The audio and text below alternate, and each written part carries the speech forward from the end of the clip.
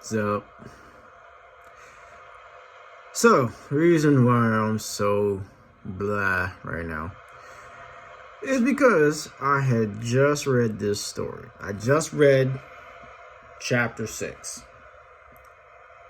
And I even had some crowd participation. I had somebody that's been following me for a couple of weeks now actually join me on Instagram as I read the story.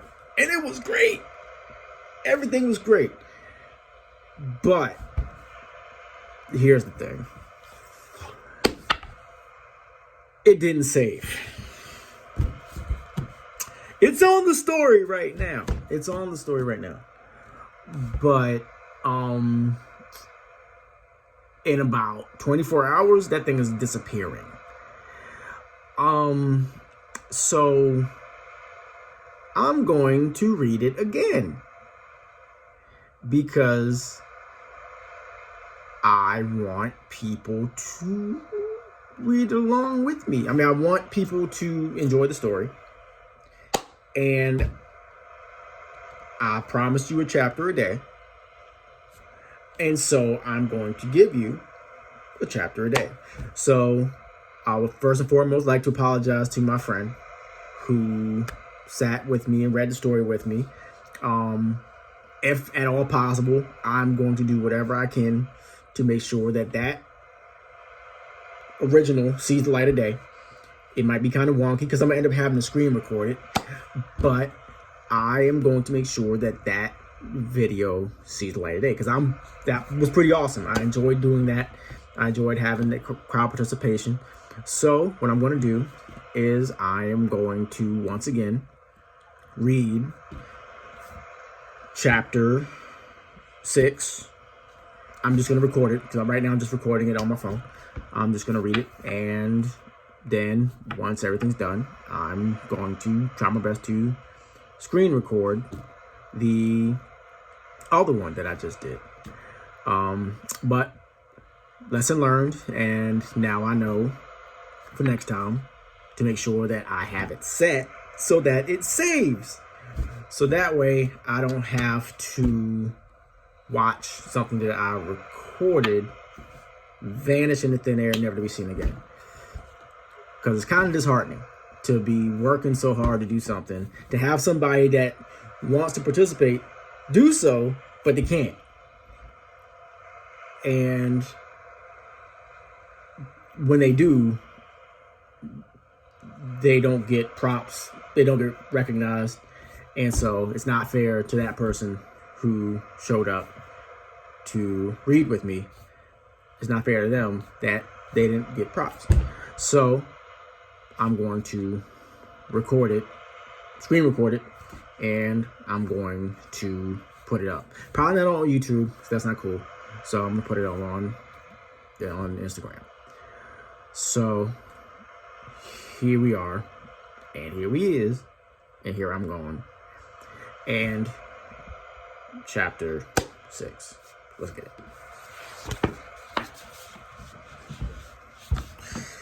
Chapter 6. With Sam cupped safely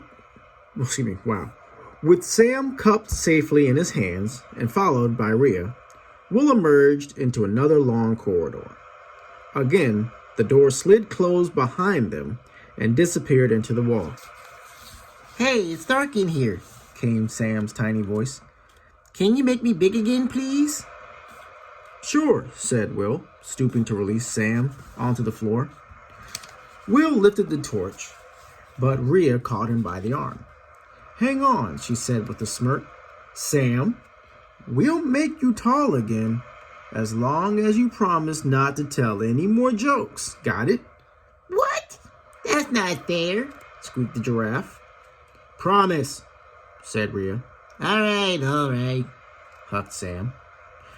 Will switched on the torch and imagined Sam growing back to his full height. Slowly but surely, Sam returned to normal. "Ah, that's better," sighed Sam, stretching. He raised his neck up as high as he could and banged his ossicones on the ceiling. "Ow!" he groaned. "Good to have you back, Sam," said Will with a wry smile. The three companions followed the corridor. Well, I'm curious. What happened when you saw Maji? Asked Rhea. It was amazing. She took me back in time, explained Will. She showed me a moment in my past when I'd given up on something. Grandma Rivers was telling me that persistence is the key. That's how I knew I had to keep trying to make Sam small. Wow, you saw your grandma in the past, said Rhea. Not just her. I was behind a curtain in time, and I saw Charlie, and I even saw myself. That must have been weird. Will nodded. I said you could time travel in this temple, said Sam smugly. That reminds me. Reminds you what? Asked Will. Sam gave them a goofy look and said, knock knock. No, groaned Rhea. You promised.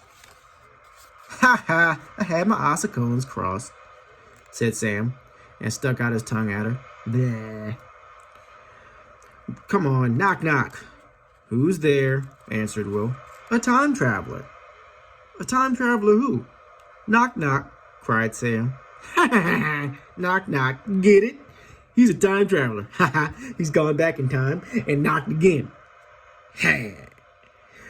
Rhea giggled despite herself and then burst out laughing. All right, Lanky Legs, I admit that was quite a good one. Sam beamed with pride. Want to hear another? Hey, look, said Will, interrupting. The corridor opened into another chamber lit by more torches with purple flames. There was another tall door ahead. At least there's an obvious way out this time, said Sam. Yeah, but how do we get across that? Asked Will, pointing to a huge gap in the floor. There's no way we can jump across. Trial number 2? Suggested Rhea. They walked to the edge and looked down into a massive ravine. The sheer rocky walls dropped away into darkness way below. Sam swooned and his legs wobbled. Will looked around for a way across. Apart from a fallen few rocks and some vines crisscrossing the ceiling, the room was empty. It was then that he noticed some words engraved on the floor under his feet. Make an imaginative leap, he read aloud. I'll bet you've got to imagine a way across. Will, said Rhea. As long as it doesn't involve bright ideas and heights, said Sam, his legs still quivering. Will smiled. Don't worry, Sam. I know what to do. It worked last time. I'll use the orb again, obviously. No, wait, said Sam Graham. Obviously. Get it? Obviously. Just when I thought your jokes were improving, Rhea muttered. Will held the orb up to his forehead and closed his eyes. The gray clouds swirled inside but didn't light up. Will squeezed his eyelids shut and cleared his mind. Again, nothing happened inside the orb or in his mind's eye. No image emerged. No idea formed. Will lowered the orb. It's not working, he said quietly. He grabbed his torch. I'm sure this will show us something, he said, trying not to sound worried. He held down the button. The beam came on for a split second and then flashed and spluttered. The torch went out. Will tried again. Come on, he said through gritted teeth. Nothing happened this time. There was no light from the torch at all. The three friends stood in silence for a few moments. Definitely trial number 2, said Rhea. Will chewed his bottom lip. Without his magical orb and torch, he suddenly felt helpless. How was he supposed to work out what to do? He couldn't come up with any ideas without them. He read the words on the floor again. Make an imaginative leap. A thought struck him. He remembered something about the huge mug of hot chocolate he had made for the penguins in Igloo City. He realized he hadn't used the orb to come up with that idea. It had just come to him. He peered down into the depths of the ravine and Grandma Rivers' words seemed to echo in the darkness below. You have an amazing imagination. You just need to put it to work. Maybe she's right, he thought. Maybe I am full of ideas, hidden away inside me, and I just need to reach down and grab one. He glanced up, and instantly an idea hit him. The vines! If only his torch was working, he could use them to make a bridge. He heard Grandma Rivers' voice again. All you have to do is believe. Will stared up at the network of vines. Was it possible? He wondered. Did he just have to believe? Well, are you okay? Said Sam. You're being really quiet. Shh, Sam, please. I need to concentrate on something, said Will softly. He closed his eyes and focused all his thoughts on an image from his imagination. A rope bridge made from the living, breathing stems and leaves of the vines. Believe, he repeated himself. Just believe. He pictured the bridge suspended securely from the ceiling across the ravine. Will heard Sam call out. Oh no, look out! Those vines are moving! Don't let them get me again! It's okay, Sam. It's Will. I think he's doing it. He's controlling the vines, said Rhea in amazement. Overhead, the great looping, crisscrossing vines snaked down and knitted themselves purposefully into a neat bridge. Whoa! That's incredible, whooped Sam.